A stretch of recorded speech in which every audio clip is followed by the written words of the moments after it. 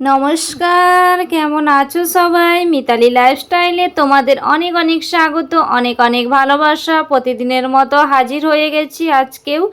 তো দেখতেই পাচ্ছ আমি কিন্তু সকালের জন্য চাটা বসিয়ে দিয়েছি। তো ওদিকে চাটা বসিয়ে এদিকে দেখো এই জামবাটির মধ্যে আছে দই। তো গতকালকে রাত্রিবেলায় দইটা পেতেছিলাম।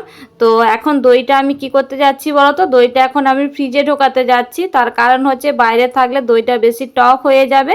তো ফ্রিজের মধ্যে রাখলে বেশি টক হবে না, যার কারণে আমি কিন্তু দইটাকে ফ্রিজের মধ্যে ঢোকাতে যাচ্ছি এখন। তো চাটা কিন্তু ওইদিকে আমার হচ্ছে, তো আমি গ্যাসটা কমিয়ে দিয়ে এখন এই যে আমি যাচ্ছি ফ্রিজে। তো আমাদের তো ফ্রিজটা জানো আমাদের রান্না ঘরের মধ্যে থাকে না ফ্রিজটা। তো এইদিকে আমাদের সিঁড়ির নিচে এইদিকে এখানে থাকে ফ্রিজটা, এই যে। তো এই যে আমাদের ফ্রিজ। তো এখন আমি এই যে ফ্রিজের মধ্যে দইটা ঢুকিয়ে রাখবো। আর দেখো এই যে রুটিওয়ালা এসেছিল, রুটি কিনেছি চা দিয়ে খাওয়ার জন্য। তো ওইদিকে তো চাটা হচ্ছে, তো চা দিয়ে এখনই খাবো রুটিটা। তো ওটাই আমি তোমাদের দেখালাম। তো এই যে এখন আমি ফ্রিজের মধ্যে দইটা ঢুকিয়ে দিচ্ছি।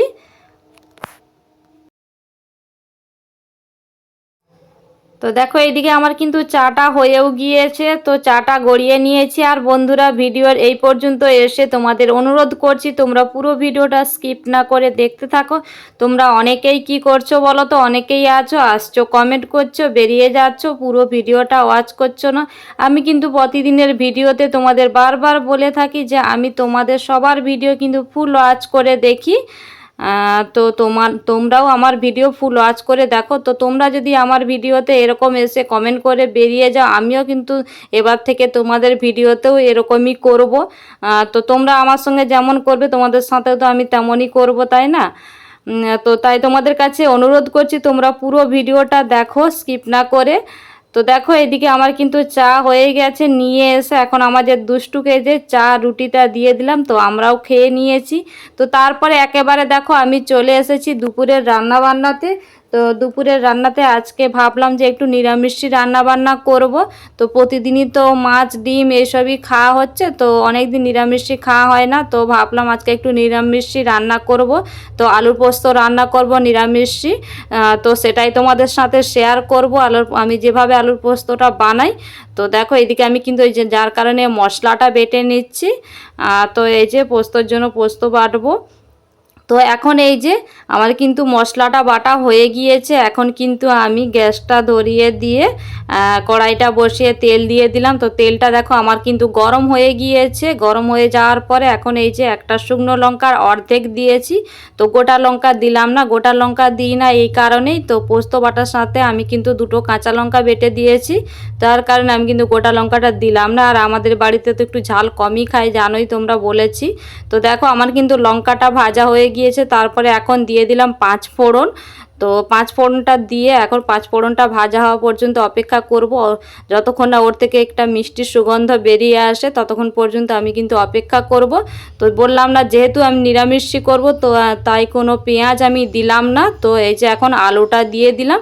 আলুটা দিয়ে ঢাকা চাপা দিয়ে আমি কিন্তু ভাজা ভাজা করে নেব।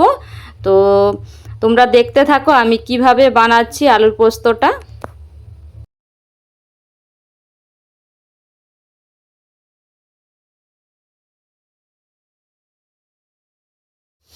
আমি কিন্তু এদিকে ঢাকাটা খুলে নিয়ে আবারও আলুটা নাড়াচাড়া করে নেব। তো আমি এখনও লবণ দেই না, শুধুমাত্র তেলের ওপরে পাঁচ ফোড়ন আর লঙ্কা দিয়েই আলুটা ভেজে নিচ্ছি।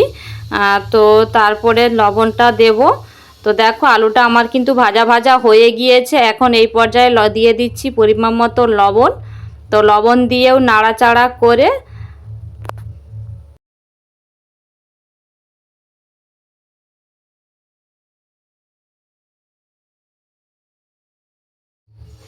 এখন আমি দিয়ে দিচ্ছি আদা বাটা। আর আমি কিন্তু যে কোনো পোস্ত বানালে একটু আদা বাটা দিয়েই থাকি, তাতে আমার মনে হয় টেস্টটা ভালোই হয়। তো দেখো আদা বাটাটা দিয়েও আদা থেকে কাঁচা গন্ধটা যাওয়া পর্যন্ত আমি কিন্তু কষিয়ে নেব আলুর সাথে।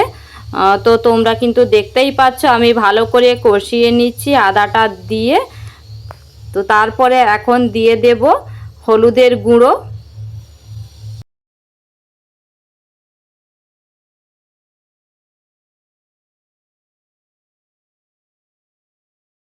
হলুদের গুঁড়োটা দিয়ে আলুর সাথে ভালো করে মিশিয়ে নিচ্ছি। তো আলুর সাথে ভালো করে মিশিয়ে নিয়ে এখন দিয়ে দেব জল। তো আলুটা সেদ্ধ হওয়া মতো তো যতটা পরিমাণে জল লাগবে তো ততটা পরিমাণে আমি জল দিয়ে দিলাম। তো দেখো আমি কিন্তু এখনও পোস্ত বাটাটা দিলাম না। তো আমি কি কখন পোস্ত বাটাটা দেব তো তোমরা দেখতে থাকো পুরো ভিডিওটা, তাহলে বুঝতে পারবে আমি কখন পোস্ত বাটাটা দিই। তো চলো জলটা তো দিয়ে দিলাম, এখন ঢাকা চাপা দিয়ে দেই। ঢাকা চাপা দিয়ে সেদ্ধ হতে দেব।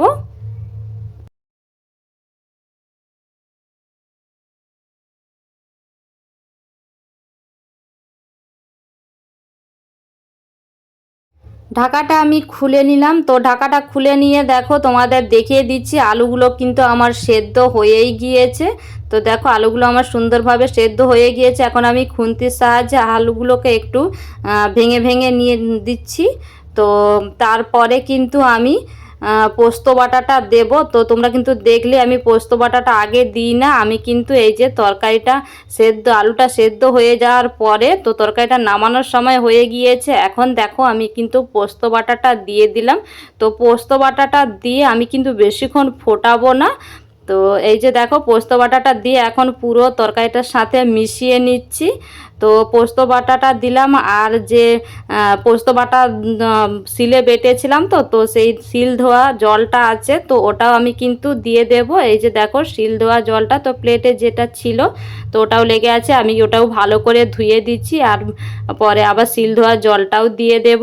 তো শিল ধোয়া জল তো বেশি না, একটুখানি জল, তো ওটাই আমি দিয়ে দেব, দিয়ে ফুটিয়ে নেব। এই যে দেখো তো একটুখানি জল তো ওটা দিয়ে দিলাম, দিয়ে ফুটিয়ে নেব। আর পোস্ততে তো একটু চিনি দিতেই হবে, তো তা না হলে তো স্বাদটা আসবে না। তো দেখো আমি কিন্তু এই যে পোস্তটা দিয়ে ভালো করে মিশিয়ে নিচ্ছি আলুটার সাথে।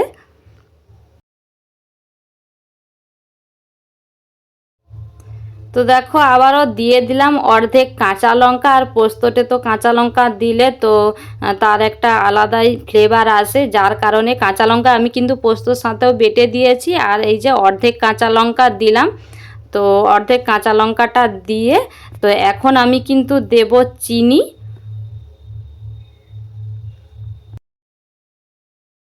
চিনিটা আমি কিন্তু দিয়ে দিলাম। তো চিনিটা দিয়েও মিশিয়ে নিয়ে তো আমার কিন্তু পোস্তটা হয়ে গিয়েছে। তো নামানোর আগে আমি কিন্তু ওপর থেকে কাঁচা সর্ষের তেল ছড়িয়ে নিয়ে তারপরে নামিয়ে নেব। তো দেখো আমার কিন্তু আলুর পোস্তটা একেবারে রেডি হয়ে গিয়েছে।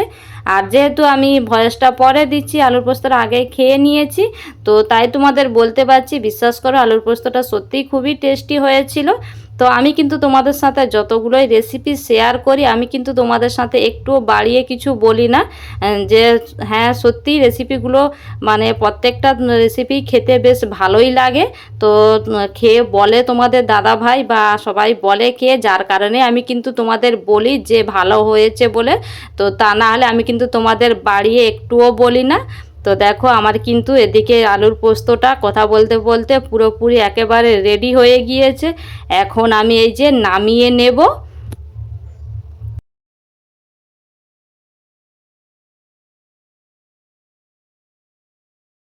দেখো আমার কিন্তু আলুর পোস্তটা নামিয়ে নিয়েছে আর দেখতেই পাচ্ছ কত সুন্দর দেখতে লাগছে। আর হ্যাঁ অনেকেই আছে যে পোস্ততে হলুদ খেতে পছন্দ করে না, তবে আমাদের বাড়িতে পোস্ততে হলুদ দেয়া হয়। তো যার কারণে আমি কিন্তু হলুদ দিয়েই পোস্তটা রান্না করেছি। তো তোমরা চাইলে হলুদ ছাড়াও রান্না করতে পারো। আর এইদিকে দেখো করে নিয়েছি বড়ি ভাজা, পটল ভাজা, আলুর পোস্ত আর হয়েছে ডাল। তো আজকে আমাদের দুপুরে এটাই ছিল নিরামিষি মেনু। তো আজকে আর মাছ ডিম কোনো কিছুই নেই। তো চলো আজকের ভিডিওটাও এই পর্যন্তই, দেখা হচ্ছে আবার একটা নতুন ভিডিওর সাথে। ততক্ষণ তোমরা ভালো থেকো, সুস্থ থেকো, টাটা।